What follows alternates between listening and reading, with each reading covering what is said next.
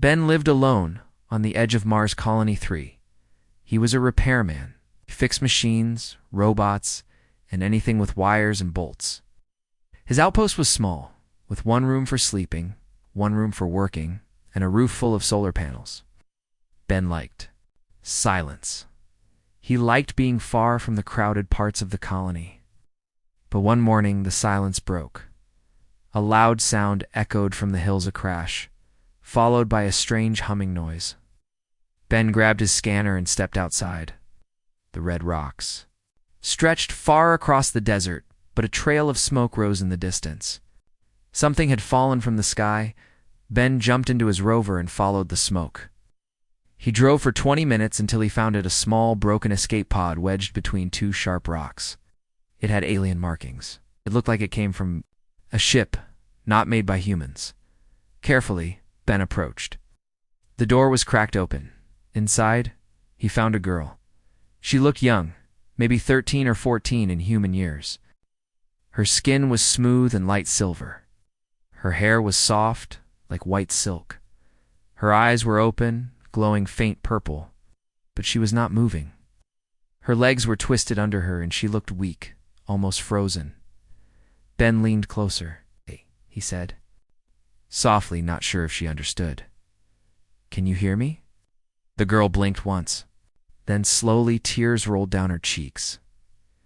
Ben knew he had to act fast. He gently lifted her out of the pod and placed her on the hover sled he brought. Her body was light and her legs didn't move at all. She winced in pain, but she didn't cry out. She looked at him with confused, scared eyes. "It's okay," Ben whispered.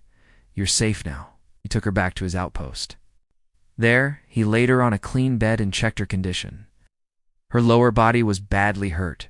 He didn't know much about her kind, but he could see that her legs weren't working. Maybe the nerves were damaged. Maybe something was broken inside. Ben used his basic medical tools to clean the cuts and wrap the wounds.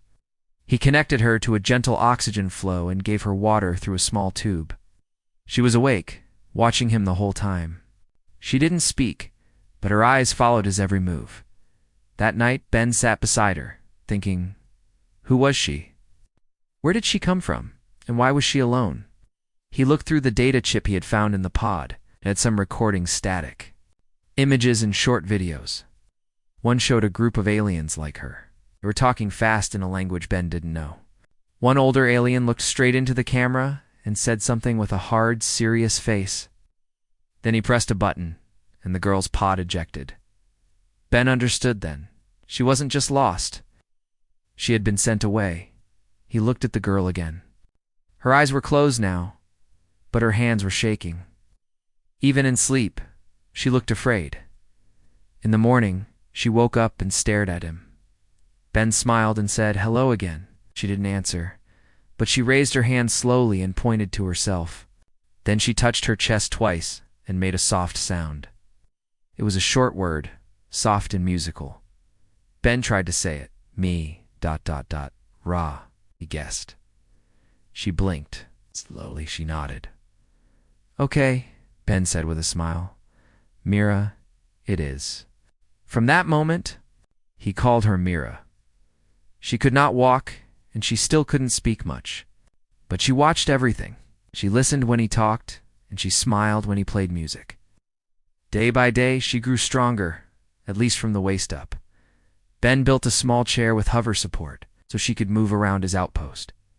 Mira learned to press buttons and use the screen.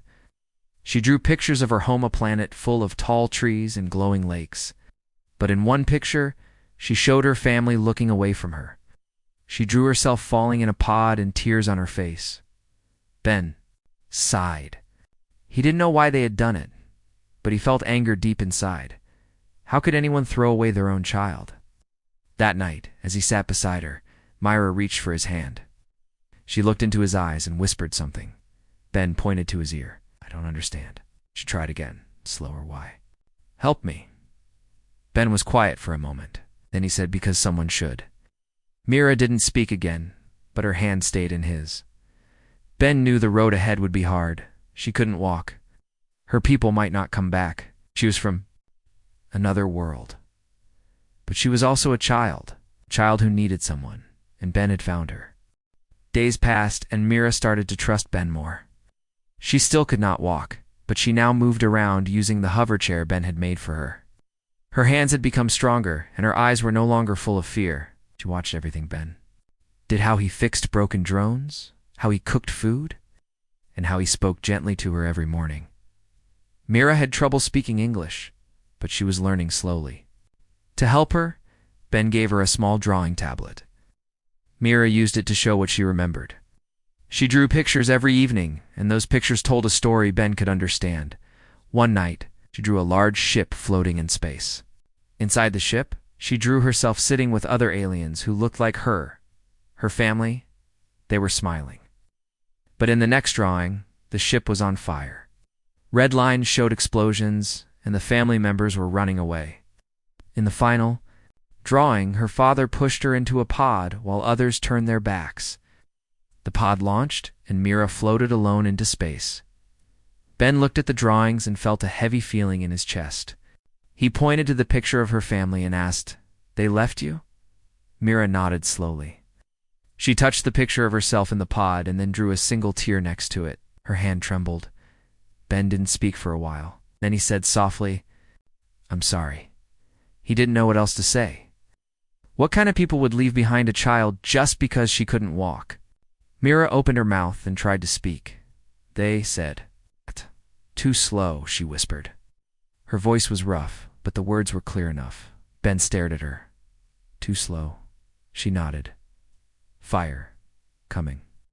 They said no time. Ben understood now. Her family had made a choice. They thought Mira would slow them down, so they had left her behind, sent her away in a pod. To save themselves, Mira turned her eyes to the window and looked at the red desert outside. Her face was calm, but Ben saw the sadness there. He sat beside her and gently said, "They were wrong." Mira turned back to him. "Wrong?" Ben nodded. "You're not slow. You're strong." Mira's eyes filled with tears again, but this time she smiled too. It was a small smile, but it reached her eyes.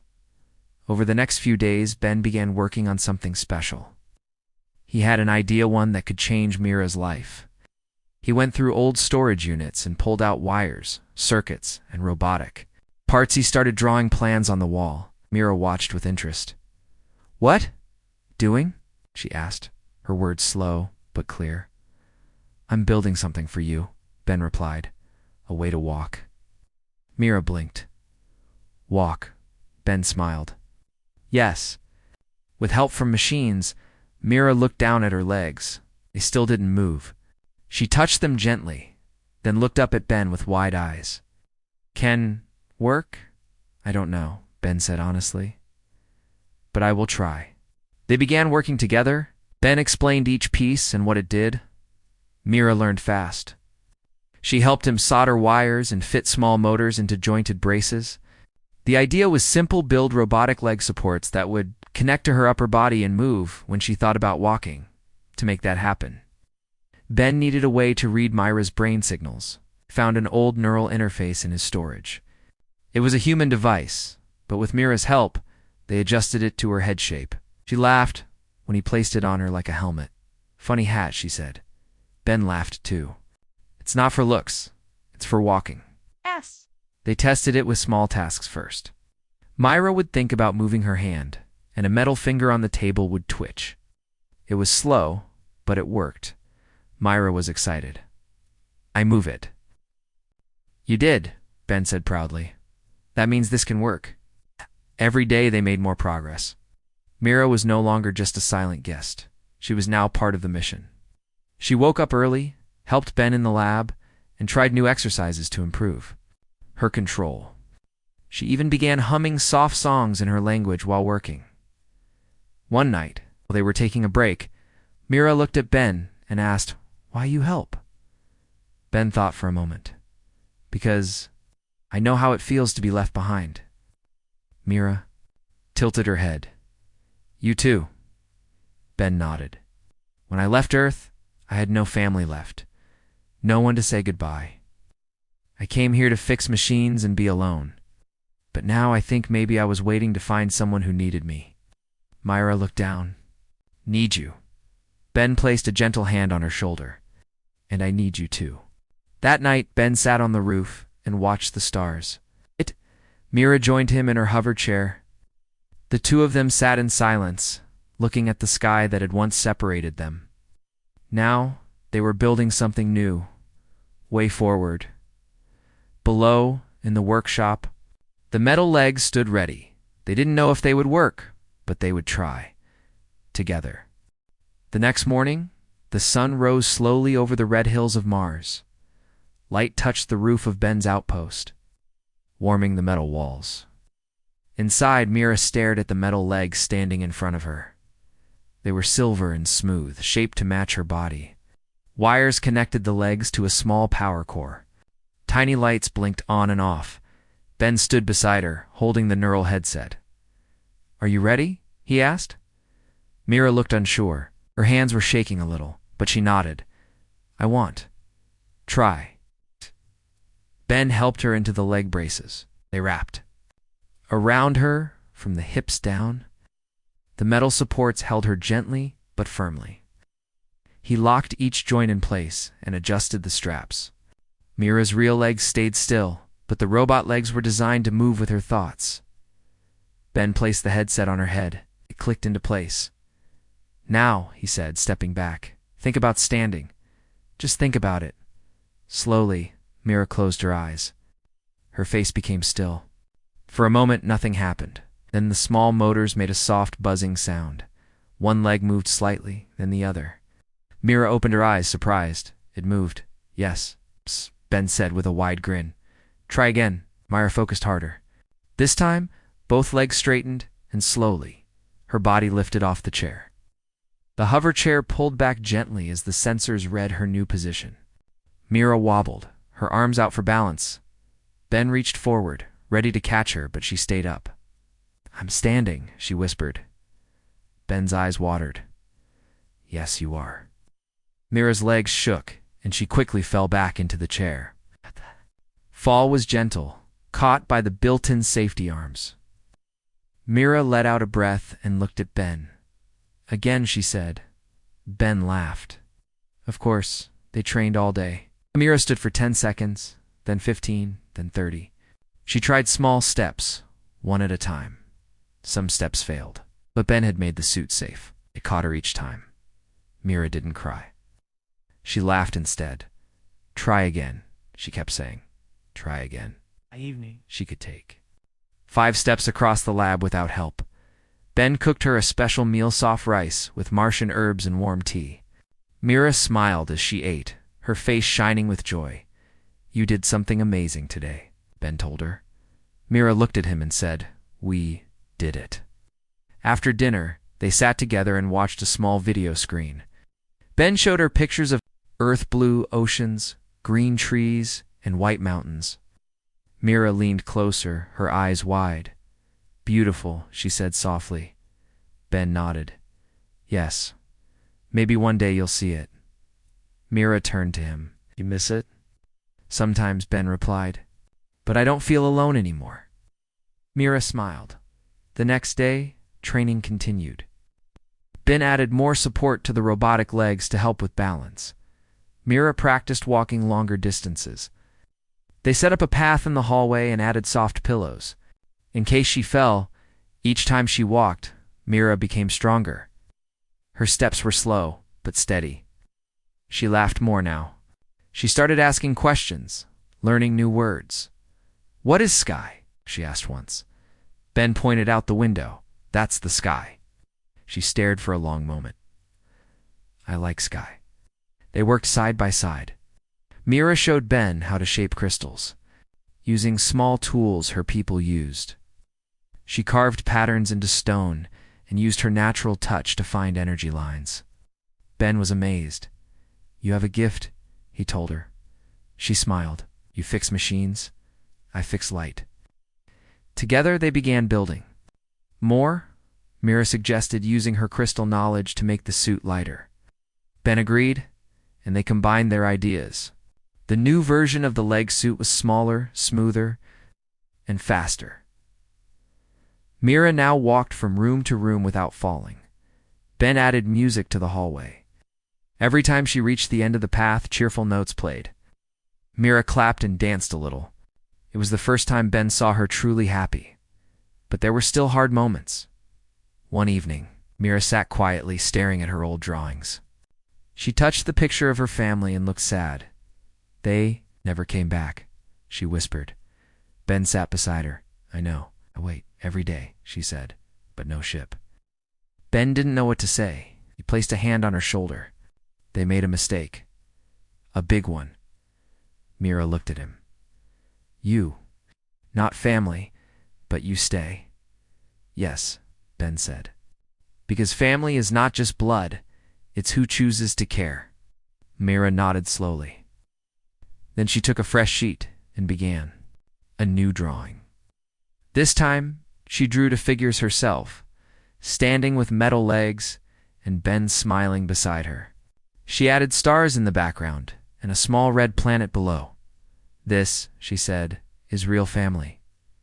Ben didn't speak. His heart was full. That night, while Mira slept, Ben looked at the stars through his small telescope. He wondered if her people were still out there. Would they come? Would they care? But part of him also hoped they never returned. Because here, with him, Mira was becoming something more strong, smart, and soon, the whole world would see what a human and an alien could build together. It was a quiet morning. The wind outside made soft sounds as it moved over the red hills of Mars. Inside the outpost, Mira walked slowly along the hallway, her robotic legs clicking gently with each step. Her balance was better now. She walked. Without falling, she even did small dances when Ben played music.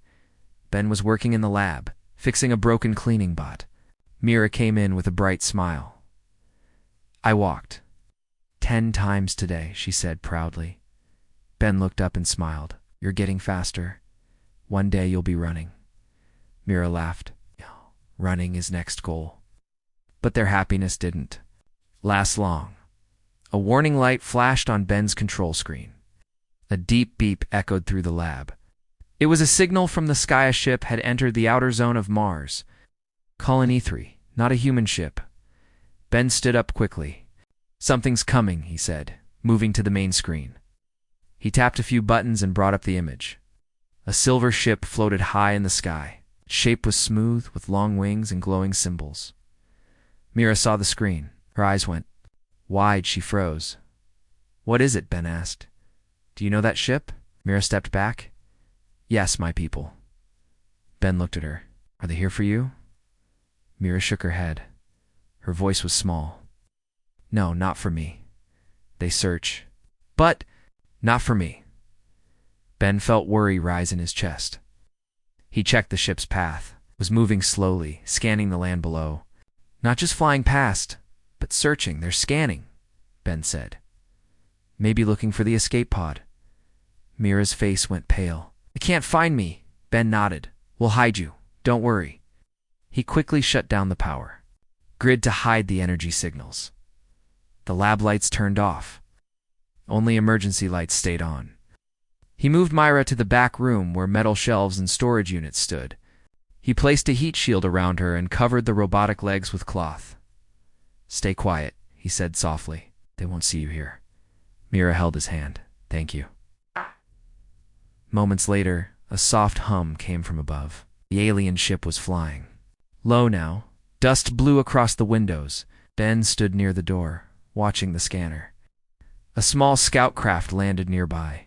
3 alien figures stepped out. Ben went outside to meet them. They were tall, with silver skin like Mira. Their eyes glowed slightly, and they wore smooth uniforms. One of them spoke through a translator. "We searched for a lost pod. Did you see anything fall near here?" Ben stayed calm. "No, just dust storms and rocks." The alien looked at his scanner. "We detected a signal. Someone may have survived." Ben shook his head. "No life signs here except mine. I live alone." Another alien stepped forward. "There was a girl in the pod. If you saw her, tell us." Ben raised an eyebrow. "A girl? What happened to her? She was weak, the alien said coldly. She slowed us during escape. Her pod was sent away. Ben stared at them. And now you want her back? The alien paused. We only want proof, if she lived or not. Ben stayed quiet for a moment. Then he replied, if she survived, maybe she found someone better than those who left her behind. The alien's eyes narrowed. We will keep searching. They turned and left. The scout ship rose and returned to the main ship above. A few minutes later, the sky cleared. The ship moved on, leaving the area behind. Ben went back inside. Mira was still hidden, holding a crystal in her hand. She looked up as he entered. Gone, he said. They won't find you. Mira came out from hiding. She sat down slowly and looked at the floor. They knew I lived, but they don't care. Ben nodded. They only wanted proof, not you. Tears filled Mira's eyes. They're not my family. Ben sat beside her. No, they're not. Family means staying. Family means caring. And they didn't do that. Mira looked at him. You're my family. Ben smiled gently. And you're mine. That night, they sat together under the stars. Mira looked up at the sky, where the ship had vanished. I don't want to hide. Forever, she said. You won't have to, Ben answered. Someday we'll tell the world your story. You walked again. You didn't give up. Mira held his hand. Promise? Ben said. The stars above them blinked quietly, like soft lights in a dark sea. The night was calm again, but things had changed. Mira was no longer just a lost girl. She had made a choice to stay, to live, to grow, and with Ben beside her, she was not afraid. After the alien ship left, life at the outpost returned to normal, but something inside Mira had changed. She no longer looked to the sky hoping someone would return for her. She had seen the truth in their faces. They had not come to help her. They had come to forget her. But Ben never forgot her not, even for a moment. He watched how strong Mira had become. She had trained every day with her robotic legs, walking longer, standing taller, smiling more. She helped him in the lab, asked questions, made suggestions. She wasn't just learning, she was building, creating, growing. One afternoon, Ben said, I think it's time we made you something even better. Mira looked up. Better than legs? Ben nodded. Yes, lighter, faster, stronger. Something that feels like your own. Mira's eyes lit up. We build it together? Of course, Ben said. Teamwork. They began at once.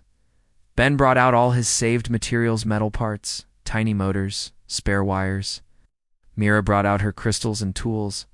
They laid everything on the table and began drawing a new design. Mira said, These legs are good, but they still feel heavy. Ben nodded. We'll use lighter frames. We'll connect them directly to your back, not just your head. So that way they will move smoother. Then she pointed to a blue crystal in her hand. This holds energy. If we put it near the joints, the legs can move faster. Ben examined the crystal. Will it work with our circuits? Yes, Mira said. It listens to thoughts. Knows what I want. Together, they built the new version. The frame was thin, but strong. The motors were small, but quick. The blue crystals glowed gently, waiting to receive her signals. Ben adjusted the waist joint to follow her body's natural bend.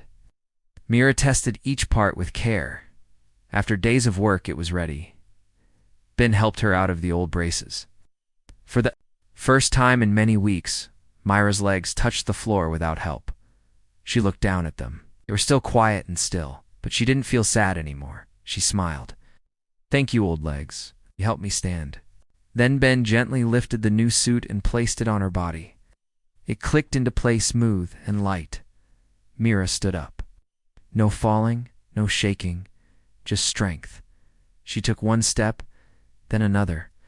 The crystals glowed brighter with each move. She walked. Across the room without touching the wall, Ben clapped. You did it? Mira turned. No, we did it. Later that day, they went outside.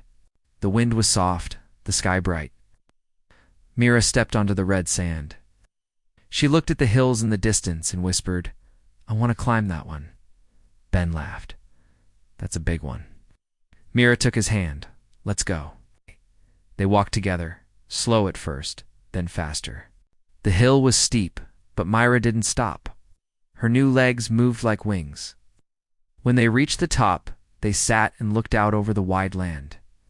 Myra breathed deeply. I feel free, Ben nodded. You are? She turned to him. Can others? Feel this too? What do you mean? He asked. Others who are hurt, Mira said. Others who can't walk. Can we help them? Ben smiled. Yes, we can. That night they began working on new designs, not just for her, but for others. It made notes, saved patterns, and recorded videos. Mira spoke in each video, sharing her story in simple words. I was left behind, she said in one message. But I learned to walk again. You can too. Ben watched her speak with pride in his heart. Soon, a message arrived from the main human base on Mars.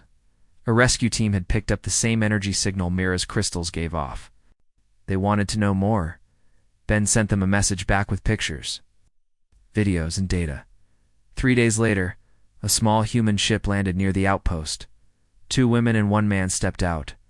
They were from the Mars Colony science team. They looked at Mira with wide eyes.